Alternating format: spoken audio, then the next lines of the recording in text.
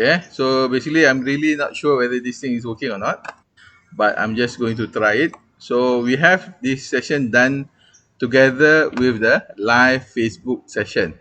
So I'm not only I'm giving the lecture on Microsoft Teams, I'm also giving the lecture on Facebook. So whatever that is being discussed here can also be accessed on my Facebook.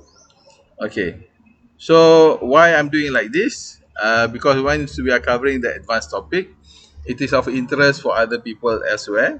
So that's why the lecture is being shared also not only with you all, but also with the class in the rest of the world. Okay.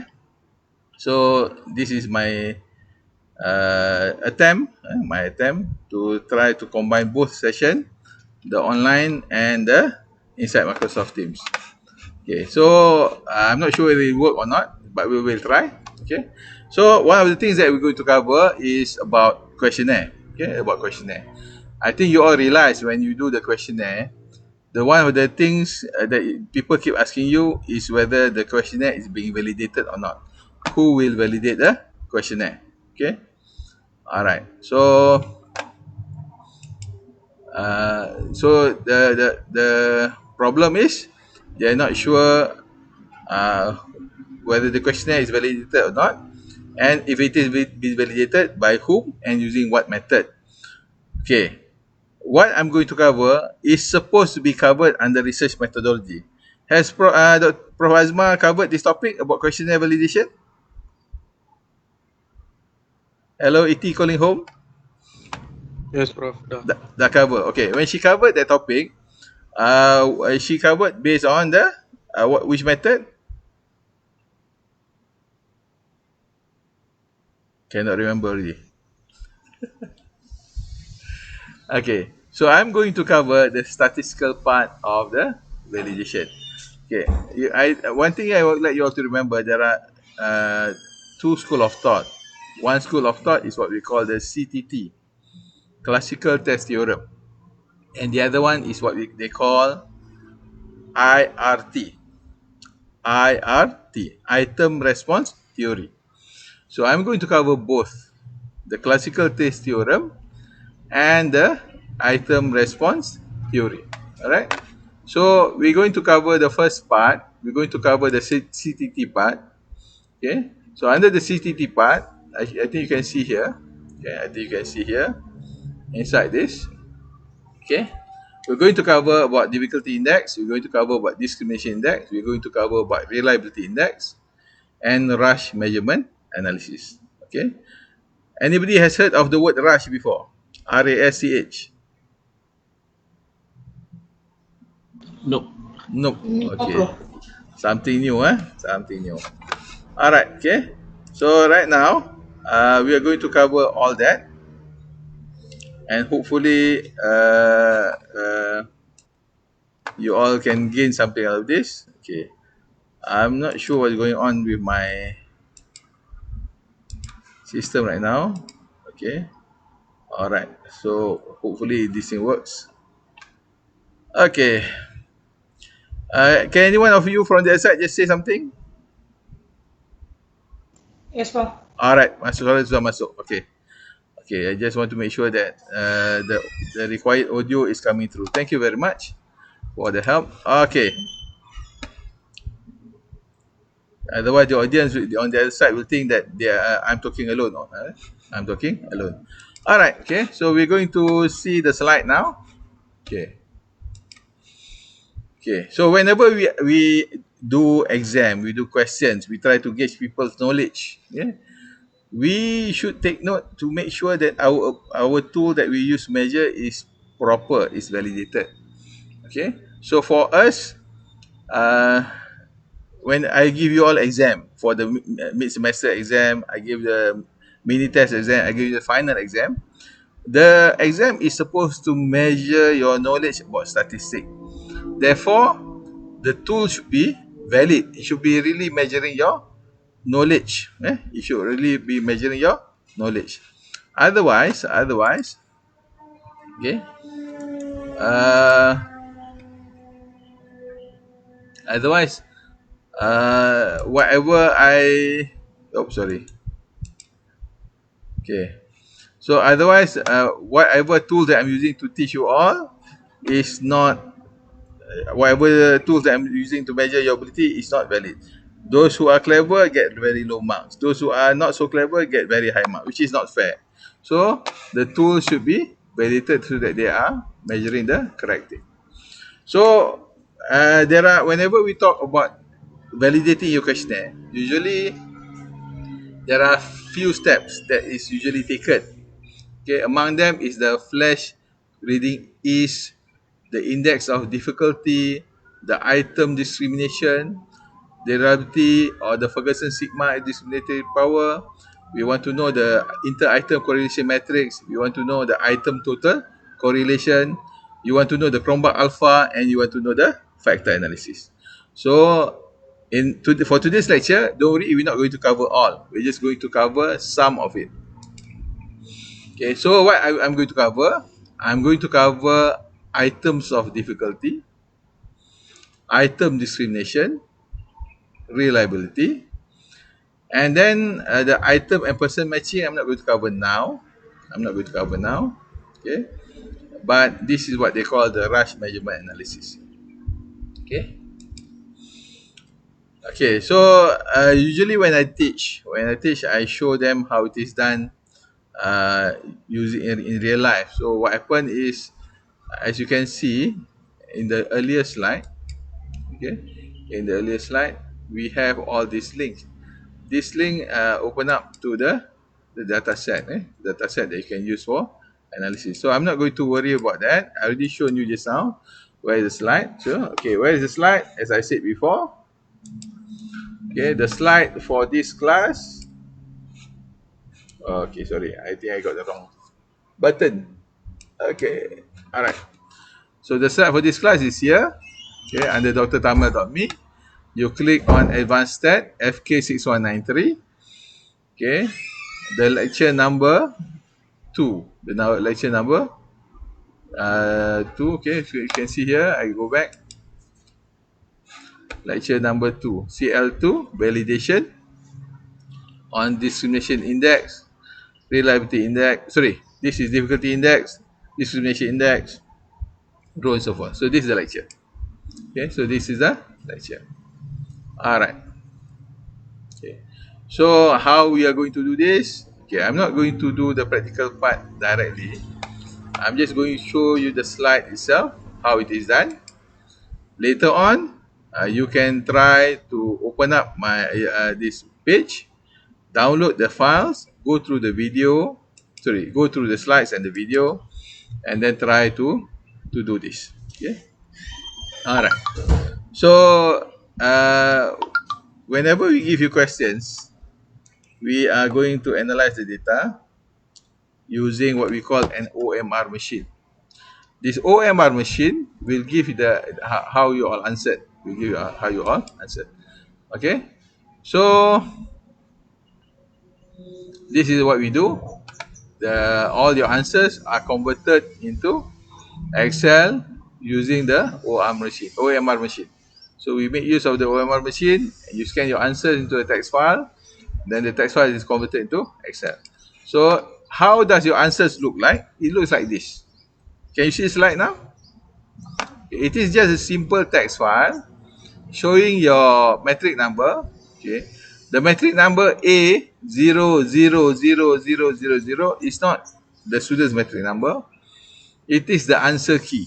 Kunci jawapan. It is the answer key. So the answer key, this is the answers. So the question 1, 2, 3, 4, 5, 6, 7, 8, 9, 10. There are 30 questions here. So there are 30 rows of text. As you can see, they are all in the same line. They are all in the same line. Okay, so this is what an OMR data set looks like. Okay, so what is inside there that is of interest to us is your metric number, then your answers, then your answers, then is your answers.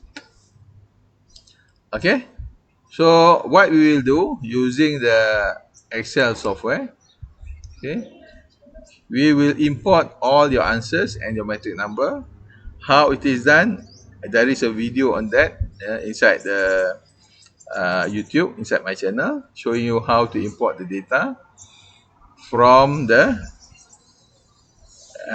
text file into a Excel. Okay, then we can import that into SPSS for the purpose of analysis. Okay, but in real life nowadays I skip this part. I do everything inside the Excel itself. Why? Because inside Excel they will give me all the results that I want already. Okay, this one is demonstration on the answers. Okay, how we get the answers or the marks for you all, so that you know how much you score for the exam.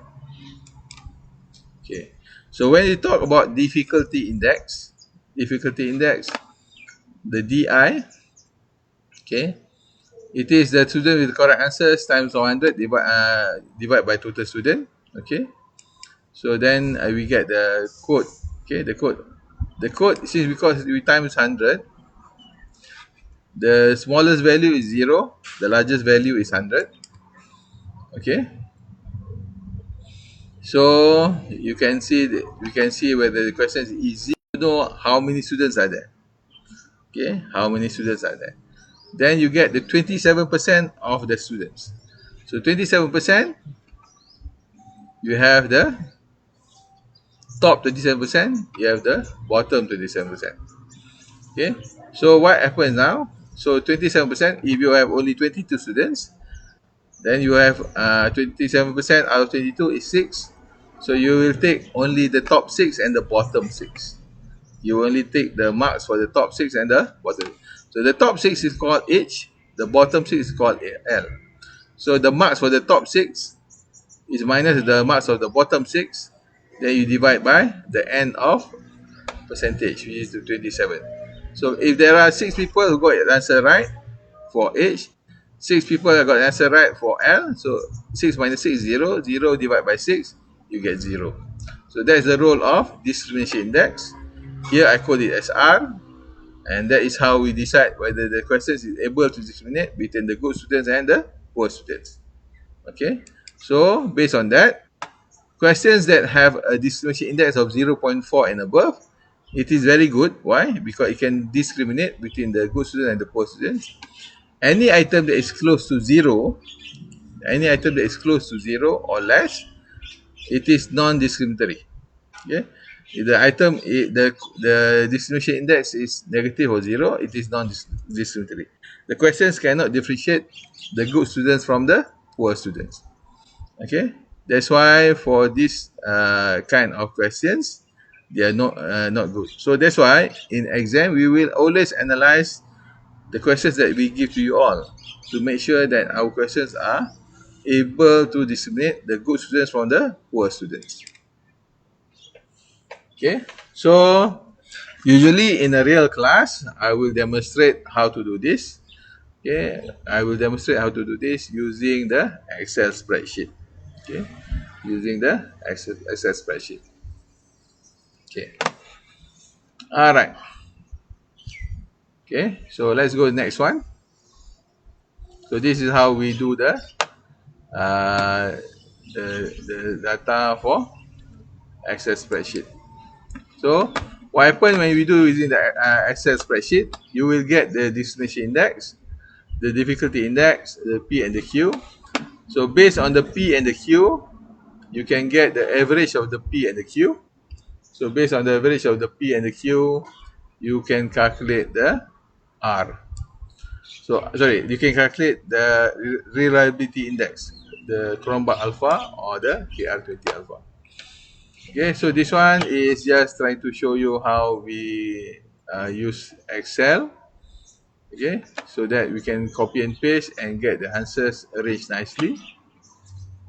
For the bottom part, you have to use the command transpose. Okay, so I'm not going to worry about that, but this is what you're going to get after you do the transpose command.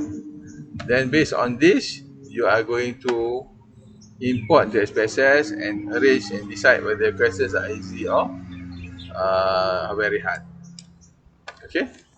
Yes, Prof lupa nak rekod. saya dah record kat Facebook. Oh, okay. Oh, sorry. For you all punya record. Ha. Tak apalah, tak keluar exam kan.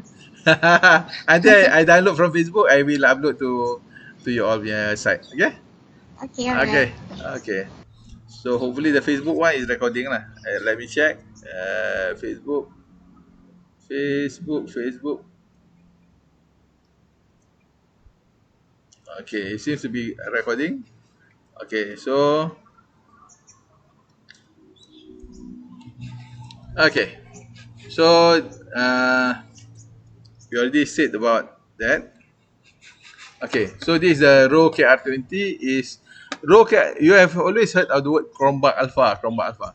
So Chrombar alpha is derived from the row KR20. Okay, row KR20 is used for dichotomous data. Row KR20 is for dichotomous data. Why KR20? KR20 stands for Kuder and Richardson formula 20. They have a lot of formula. This is formula number 20. So row KR20 by Kuder and Richardson. This one is for reliability. I repeat, this formula is for the reliability. Okay. Okay. So how to use the formula? Wow. How to use formula? Very difficult. Why? Okay. You have to know number of questions. You have to know number of people in the sample who answered the questions correctly. You have to know number of people who did not answer correctly. Okay. So these are all the calculation. These are all the. Please take note. This is the sum. The sum of P and Q. So if the sum of the P and Q, this is the P and Q. This is the P and Q. Okay. Sorry, I cannot use a laser pointer because the laser pointer is not coming out. This is from the website. Okay. So the sum of this is the sum of the P and the sum of the Q for this formula. This one is the variance. This is the variance of the marks. This is the variance of the marks. Remember we said to you all earlier just now? These marks. Okay, you have all this from these answers, you get the marks. From the marks, you get the uh, variance and standard deviation. Okay? Okay, so that is uh, the why we have the formula. Okay, so right now, okay, so these are the variance. Variance of the total score of all people taking the test. Okay, then you will get the answer of the row KR20. The row KR20 is a range between 0 to 1. 0 means not reliable. 1 is very reliable. Okay. All right. So this is how we calculated. Remember just now we had the Excel spreadsheet. Okay. Histology of urinary system. Sanjay Ramesh started the meeting. Okay. That's a problem when you are running the class and other people also running the class on Teams. So you get alerts all the time. All right. My apologies about that. Okay. So this one we have a lot of this data, the answer 1 and 0, you get all the difficulty index, distribution index, PQ, then you have the PQ.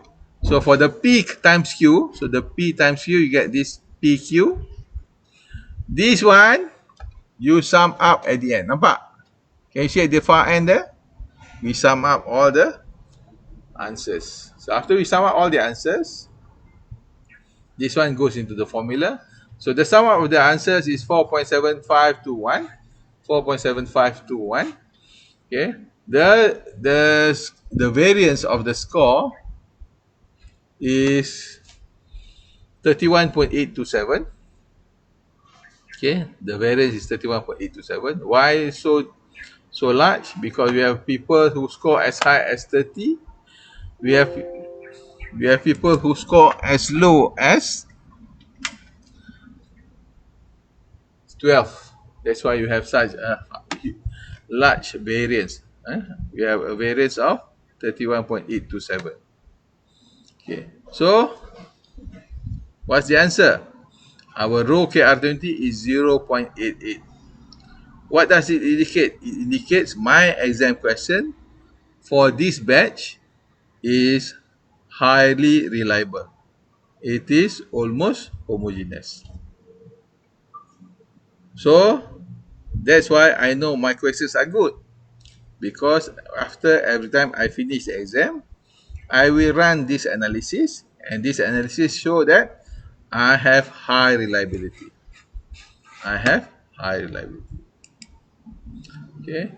So then we have SEM. SEM is standard error of measurement. Okay.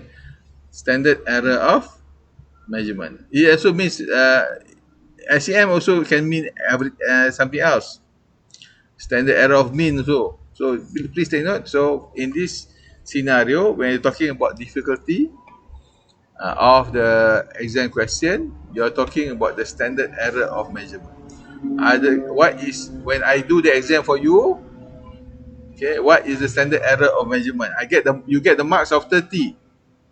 Okay, is the marks 30 really correct? Okay, so the standard error of measurement, it is 1.95. It could be plus minus 1.95. So the standard error of measurement for my exam is 1.9. How you get this? It is from the square root of 1 minus the reliability, the standard deviation. Okay, so the standard deviation times the square root of 1 minus reliability, you get the value of 1.95. So that is the indication from my exam. Okay, so is there a problem with my question? Okay, looking back, okay, you can see here some of the question got discrimination index of 0. I don't know whether you can see this or not. So discrimination index of 0. Okay, then the difficulty index of 31.8.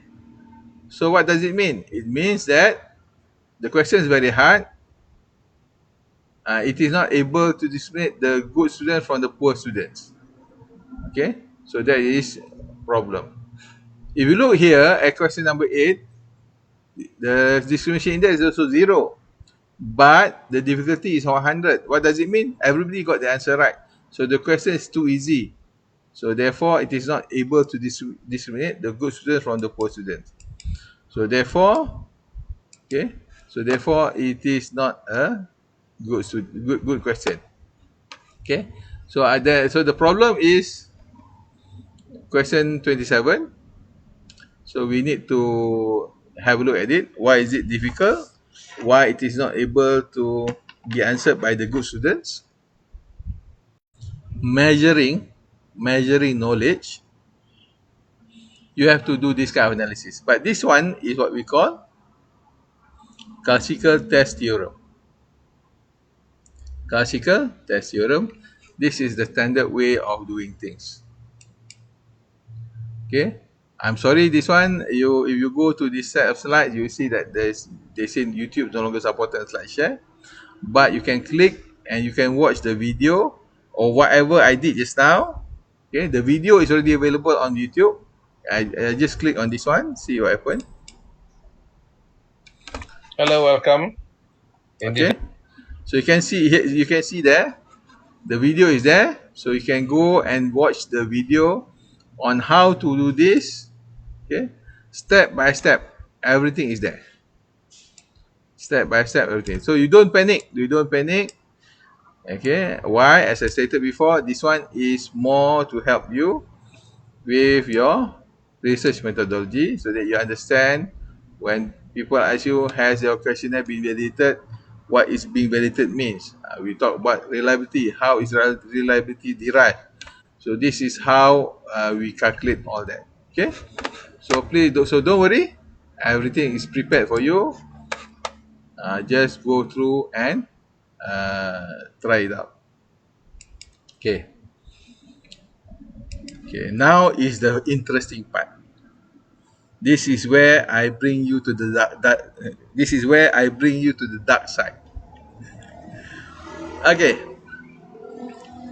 all this while you've been learning about what we call the classical test theorem. When we do the chi-square, we do the t-test. This is the classical statistical test. Okay, way back in 1961, there is another school of thought. These people are known as item response theory. Okay, item response theory. Nowadays, they are known by their glamour name Rasch. Their glamour name is Rasch. Okay, so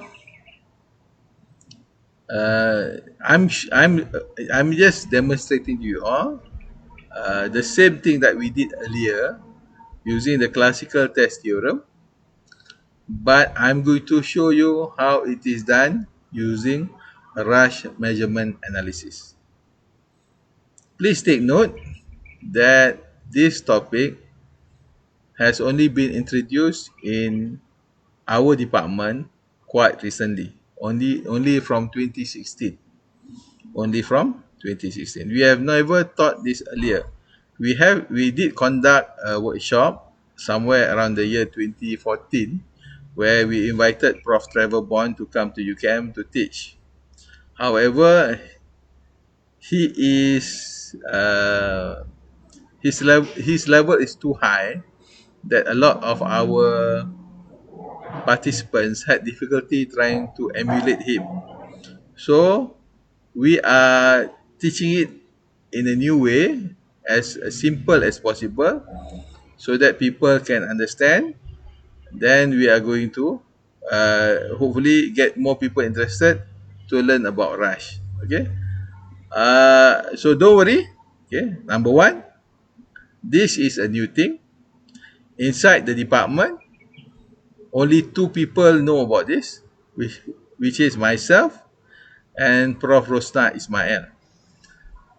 The other lecturers are not well versed in this. Okay, so therefore, you don't have to worry. Okay, you don't have to worry. It is not widely accepted or adopted by the members of the faculty. Okay, so let me start with the rush. Okay, if you have difficulty, you can just stop me. I will try to explain. Okay. I know right now a lot of you are very worried. That's why when I started the class, I said these are the part that does not come out in exam. Okay, so that you all don't get depressed or suicidal because of this lecture. Okay, so earlier just now I covered about difficulty index and discrimination index. Difficulty index is how difficult is the question. The higher the number, the easier is the question. The lower the number, the tougher is the question. Then we have discrimination index. For the discrimination index, if the question can be answered by the clever people, cannot be answered by the not so clever people, then it has a high discrimination index. The ability to discriminate from the good students from the poor students.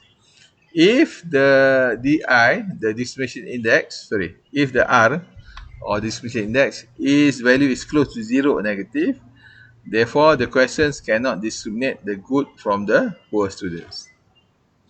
Therefore, whenever we have a questions, it should be with the appropriate difficulty index and high discrimination index. For Rasch, they don't have discrimination index. For Rasch, now they say they look at two things. One, they look at the questions, and then they look at the people. Okay. Now they look at the questions, and then they also look at the people. So for the Rasch, the measure of difficulty is similar to difficulty index. Okay. Then they have another one is measure of ability. Measure of ability. Okay, so by looking at the ability of the student to answer questions, you can decide whether they have high ability or low ability. Okay, so with a rush, the higher is a person's ability, the more likely he is able to answer a difficult question. So for them, for rush, an indiscriminate item is detected when a high ability person cannot answer an easy item, or when a low ability person can answer a difficult item. Okay. The other thing is, inside Rush, they don't use percentage. Remember just now we for our difficulty index, our destination index, it is all based on those numbers. Inside Rush, they use logit. They use logit. Right now, people are going to be asking me, Doctor, what is logit? Okay, let me explain what is logit. Okay, so for Rush, measure of difficulty, they look at the item. Measure of difficulty, they look at the item. Item, we are referring to the question. Item, we are referring to the question.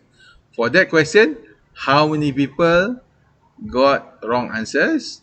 How many people got right answers?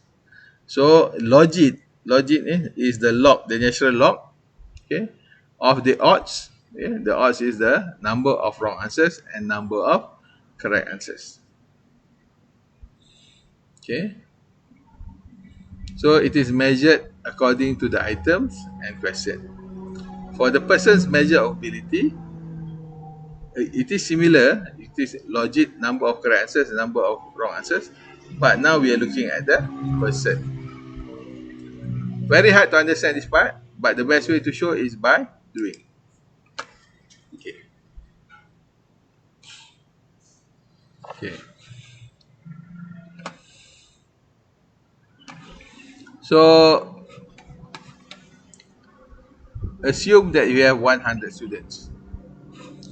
Assume we have 100 students. Okay. So if the questions is so difficult that only one student, okay, sorry, remember you got 100 questions, sorry, 100 students. So you have 100 students. So 100 students answering one question. So if you remember about logit just now, the measure of difficulty, okay, number of wrong answers divided by number of correct answers. So number of wrong answers, if you have only one wrong answer, 99 people got right answer, questions is very, very easy. Okay. If you have, okay, if you have only one person can got the answer right, 99% got the answer wrong, the questions is very, very hard. Okay. So the number is logit, logit 1 over 99, logit 99 over 1. Okay. So what happened is they convert the value using using this. Okay. So remember, this is what we call odds. Odds. How many people got it wrong? 1. How many got people right? 9. 99. So 1 over 99. So this is odds. Then we log the value of the odds. The log of the odds is called logit. Okay? The log of the odds is called logit. So, okay, I'm going to share screen now. This is where people from the YouTube is going to lose me. Okay, why? Because sorry, people on Facebook, because they cannot see the calculator. Okay. Let's try see whether I can set this to show the calculator. Kita cuba je. Calculator.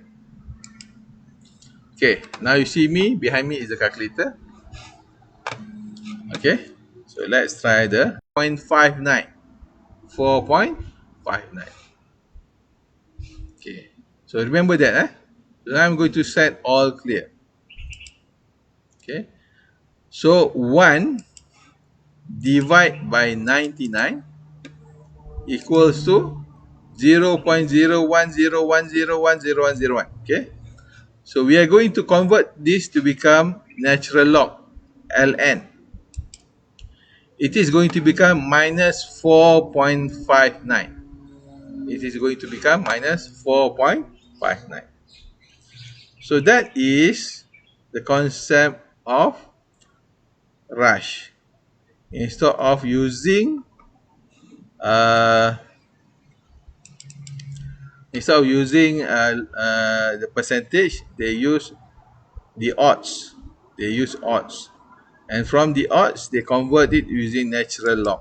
Okay, they convert it using natural log. Okay. All right. So I hope now you understand where we get this value of 4.5951 and where we get this value of negative 4.5951. Okay, so this is negative, this is positive. So we get 0, we get the log, the exponent 0 only when it is the 50 people got the questions wrong, 50 people got the questions right. So 50 over 50 is 1. So 1 you log, or you do a natural log, you get a logit of 0. So this is the logit of 0. Okay. So that is for the scale DI. For the scale ability, okay, now we are looking at the people. We are looking at the person. So the student are given 100 questions. So if the person is a good student, maybe she will get 99 questions right and only one question wrong. If it is a poor student, someone who enter the master's program, although he or she is a very poor student, we don't know how he or she graduated.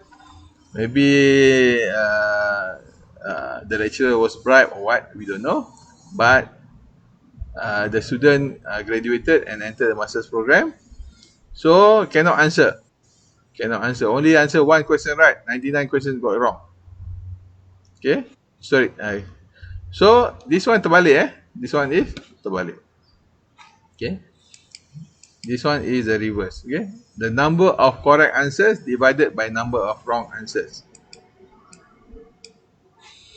So the poor student will have a logit of negative. The good student will have a logit of positive. So those who are positive are students with high ability. Those who are negative are students of poor ability. Okay. So this is the term logit under Rasch. We will learn this the same thing again when we do logistic regression. Okay.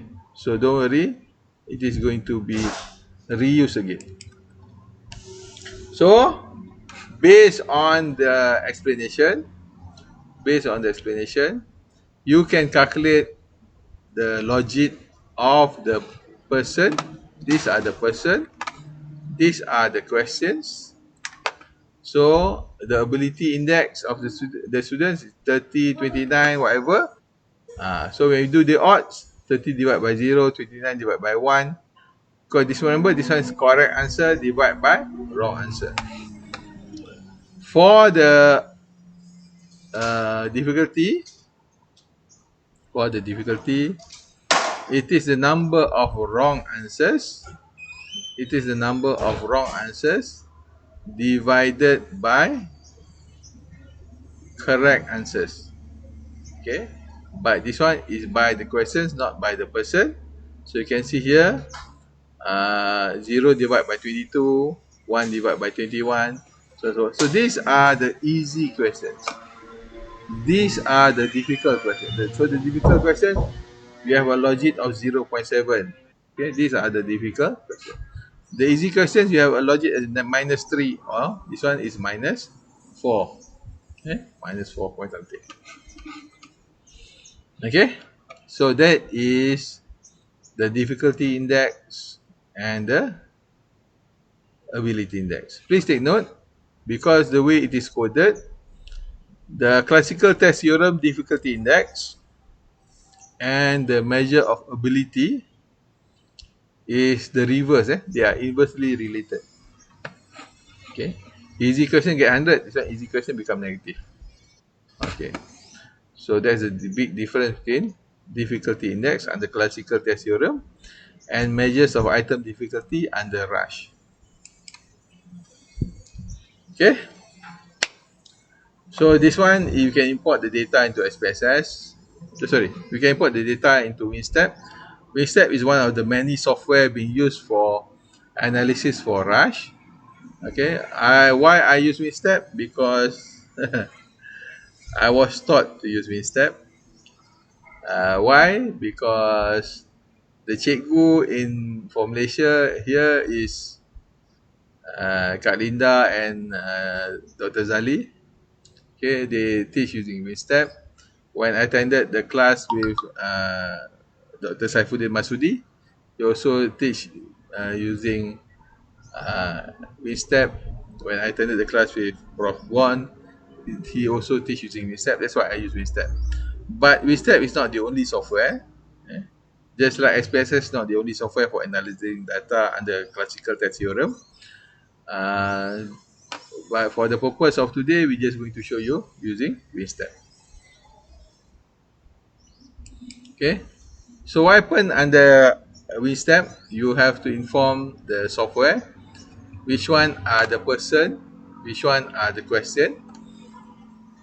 Okay, so we will drag and drop accordingly. Which one is the item response variable, which one is the person label, variable. So we're going to run that one. Okay, so at the end of the day, they will generate what we call a WinStep file. So the WinStep file is really a text file. The WinStep file is really a text file. So they will arrange by the person. Okay. Here in this case, in this scenario, I did not put the student's metric number, because I know I'm going to share these slides with the whole world. So I cannot have the student's identity exposed. So I change it to become ABCD. Okay, but these are real student data, and you can see these are the response for the questions. All right. So this is the this is how it looks like, but I'm not going to worry about this. Why? Because I'm just going to demonstrate only for you all. I'm not going to teach. For that, we need a real face-to-face class. Very hard to teach online. So when we run the WinStep, they will generate the following summary. Basically, they're telling you how many times they do the iteration, so that they can come up with suitable measures of ability and suitable measures of difficulty. Okay, and you get this fit statistics. Okay, please take note. Please take note. They have all these uh, infit, outfit. Okay, the infit mean square, the ZSTD, the outfit mean square, the ZSTD, and so forth. So right now, all these things looks Greek to you. All these things look Greek to you. So don't worry. Just take note. They will demonstrate this fit table, this fit statistics. This is one of the output that's generated when you run the first time. Okay, for us, what we're interested in is the analysis. Okay, so what is going to what the Rush software is going to generate for you? For every one of the questions, here we have 30 questions. Here we have 30 questions. They are going to give the measures of difficulty. Measures of difficulty. Here you can see the DI, the measures difficulty of each one of the question. So you can see there are questions that are very easy. There are questions that are very hard. Questions that are very hard. Question number 27, 2.89. Question number 23, 2.82. Questions that are very, very, very easy, okay, where everybody got it right, is question number 8. Okay, question number 8. All 22 students got the questions right. Okay. Then we have the ability index. Okay, so of course we already sorted the student, the clever one at the top. So the clever student is a she, A. She got 30 questions right out of 30 questions. This guy, B, is a he. Uh, he got only 29 right out of 30. Why? The, the question that he got it wrong is more of a language issue. More of a language issue. Some understanding is required. Okay, so forth. So you get all that. So who are the not so clever students? Here on V. This person got only 12 answer right out of 26. Yeah, out of 30. 12 questions right out of. Okay, so this is not so good.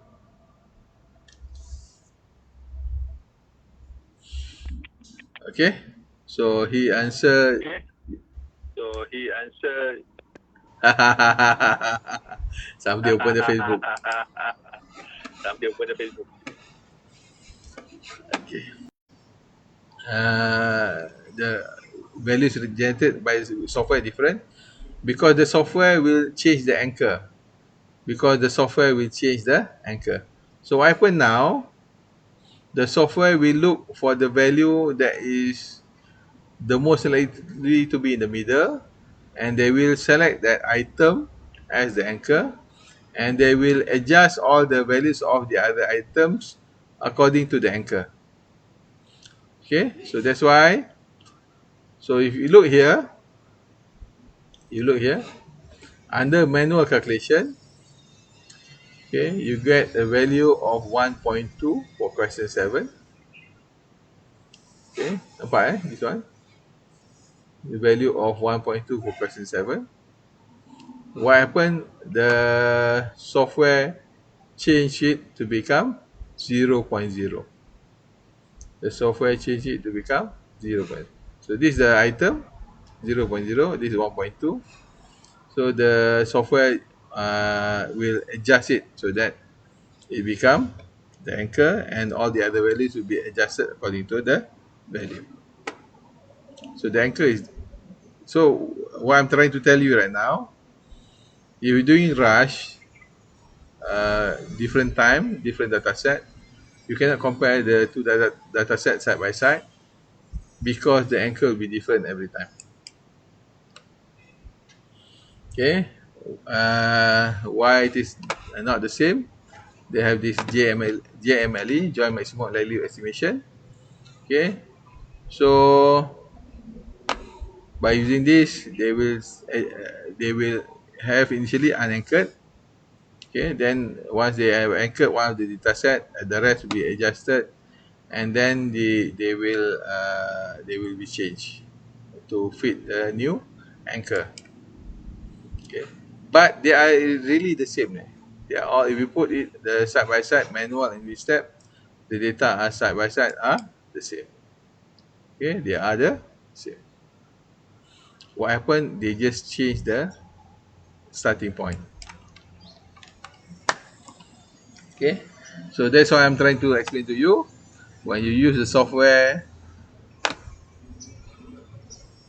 the value will change because of the different anchor point. Okay, so this one explanation about how to do this manually. I already tried using Excel. Very difficult. You get a stupendous headache, so don't bother.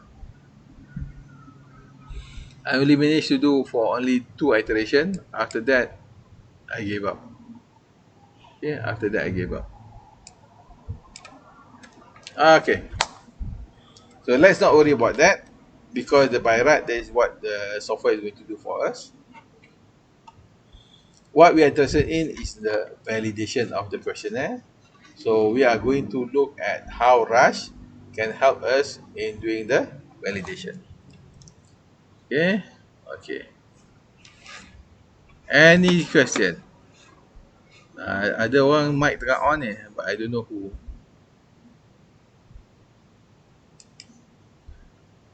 Okay, I can hear the hissing sound. Alright, okay, let's assume everything is okay. So I'm going to go to the next part where we look at the validation using the Rasch. So please take note, this is what we call dichotomous. Why dichotomous? We got only two kinds of situation for the questions, whether the person they got the item right or they got the item wrong. So don't worry about that.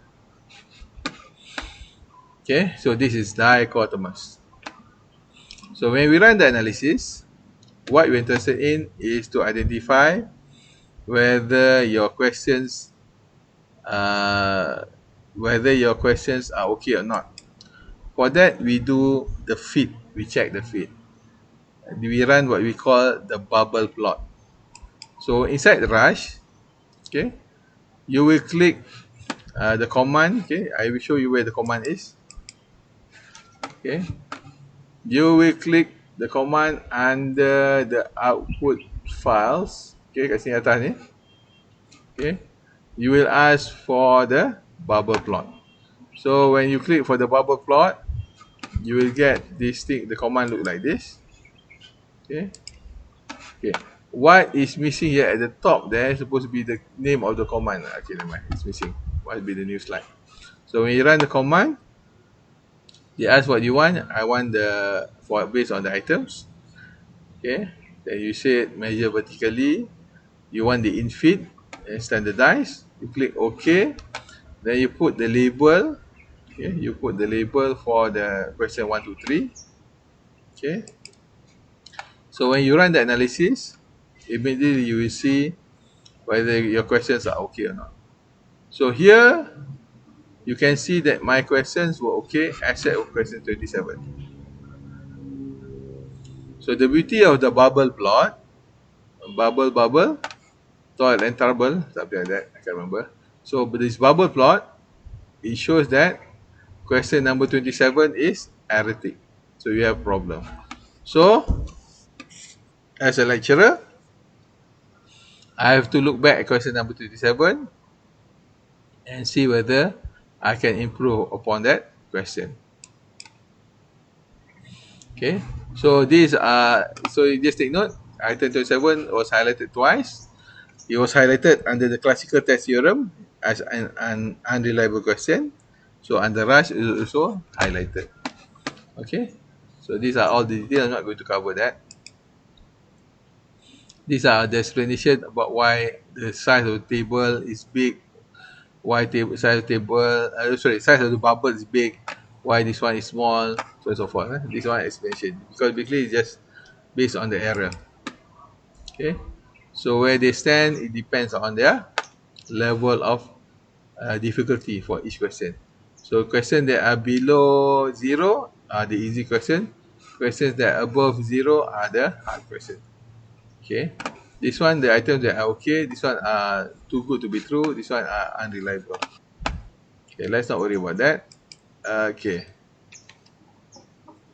Okay, so right now, what we are interested in is, are the questions suitable for the students?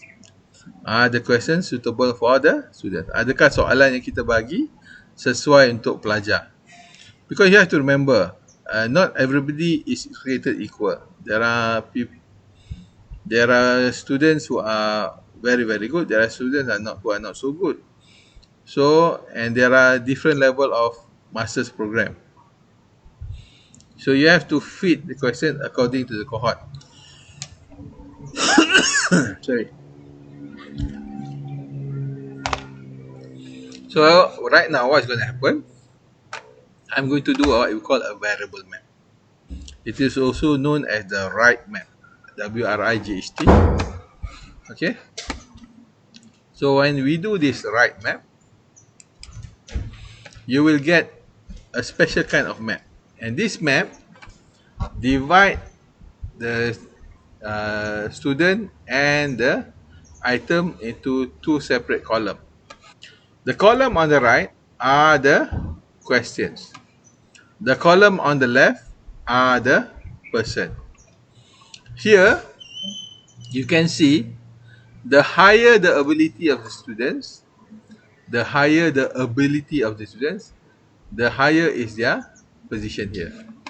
The lower is their ability, the lower is their position. For the questions, for the items, the tougher the questions are, the higher they are here. The easier are the questions, the lower they are here. Okay. Okay, I'm seeing something nice on the CCTV. Sorry for interrupting my class. Okay. Okay. So, what does it mean, this table? So, this table means that those who are here are able to answer these questions. Those who are in the red box here are able to answer the questions in the blue box and the green box. Okay. So, these are the students that need tougher questions. These are the students that need tougher questions. These are the questions that are not testing anybody because they are too easy. Even the stupid ones can answer. Okay, so you have to rethink how to make the questions fairer on the students. These questions are okay, on target. Okay, the question is the questions suitable for the students? Is the question suitable for them? This is the mean for the item or the questions. This is the mean for the person. As you can see, the mean for the person is higher than the mean for the question. Which means that we need tougher questions. We need tougher questions to fairly assess the students. So what is the conclusion? The conclusion, Dr. Azmi is too nice. He gives students that are too questions that are too easy, which are not really testing them, but allowing everybody to get A's. So therefore, this is not a good set of questions. You have to come up with better set of questions so that the students are much more better assessed by the exam. Okay. Okay. And next, we can look at the item by the entry 1, 2, 3, 4. So you can see questions which one are easy, which one are hard. For us, what we look for, we look at the ZSTD. The ZSTD, anything larger than 2, then the questions need to be removed. So you can see here, this one item is larger than 2, then we need to remove this question. These questions can be answered by the stupid ones, but cannot be answered by the clever ones. Okay? So these are indication like that.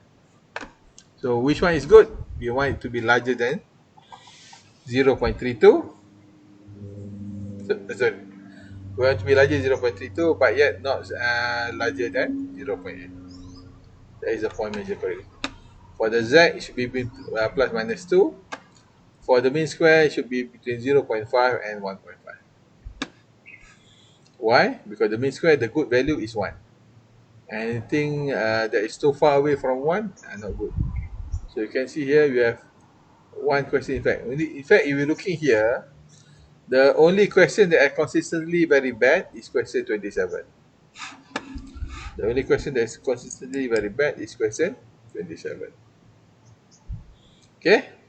And so that is all the discussion about this. And then we look at the person. I'm not going to worry about the person because we cannot remove the person. We cannot remove. I wish I can remove the person, but I cannot. Yeah, we all enter the master's program. I cannot remove you all. I just have to accept whether you're clever or you're not so clever. Okay, if you're not so clever and you enter the master's program, means our vetting process is very poor. Okay, so here we have these students who are very poor that got even the easy questions wrong.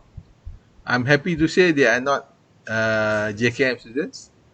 They are students from outside. Okay, so I'm not going to worry about this. The rest, this one are all very technical one. I'm not going to touch on Euler's number. Okay.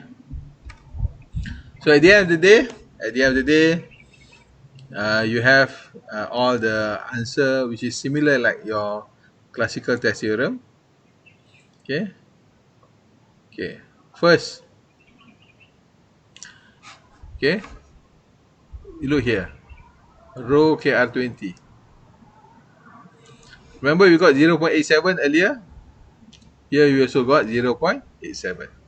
Earlier we got 0.88 manual calculation. We step got 0.87. Okay. So you end up with the same answer. My questions are very reliable. Okay. So you can see here, my questions are very reliable. How good is the exam? The exam enables me to separate the students into three groups. Okay. How we know that? We have separation value of 1.9. So separation value of 1.9.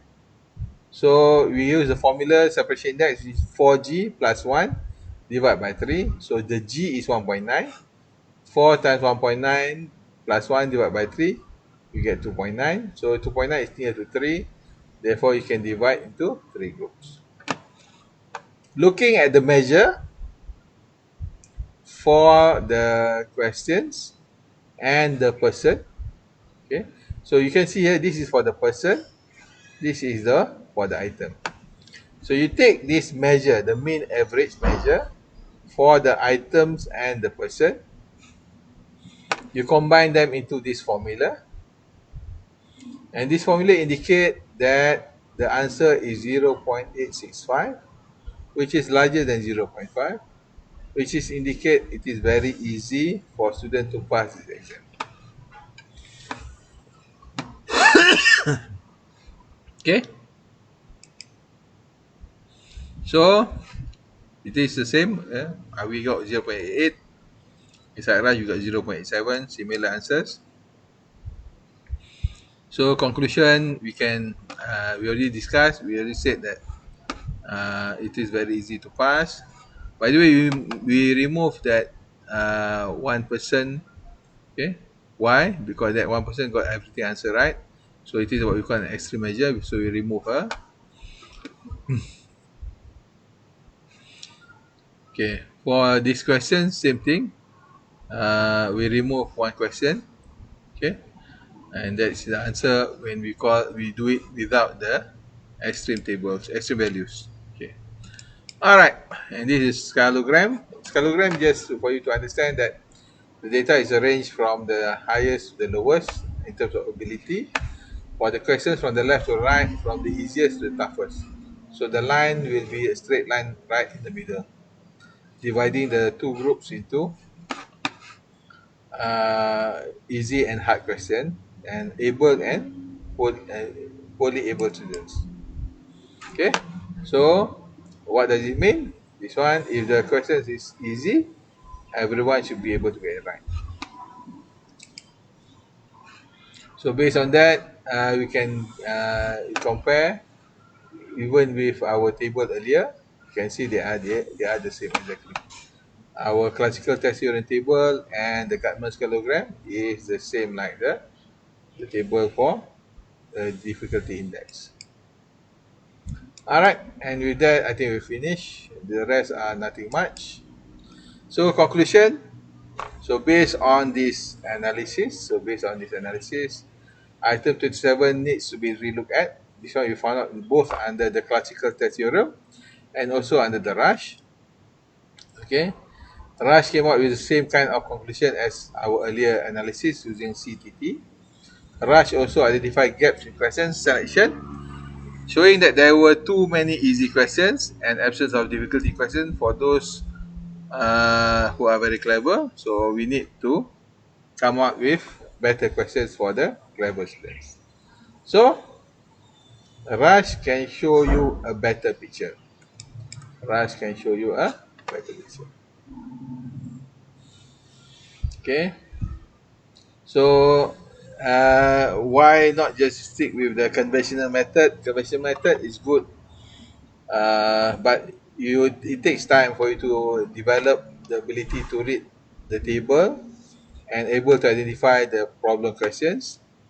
With the Rush, they show you in a nice variable map. Inside the variable map, you can see already which the whether the questions are of adequate difficulty. Using the bubble plot, you can see which one is the problem question. And with that, we are done. Yeah, with that we are done. Okay. Based on the above, questions were too easy. And separation index of 2.9, we can only separate into three groups. So instead of the normal groups, we should have just excellent, pass, and fail. So by right, we cannot use the A minus, B plus, because we have only the good, the excellent, those who just pass, and those who fail. Okay, and with that, thank you very, very much. We are done with this lecture, and I'm going to stop the YouTube sharing. YouTube lah, Facebook. Okay, I'm going to end the video. Ha ha. They got comment on the other side. They tanya today why you not wearing the green shirt. Ha. I finished. I did a 2 kilometer run just now. So I just finished my run and come and give the lecture. That's why I didn't have time to change into the green shirt. Thank you very much. Okay, so we end.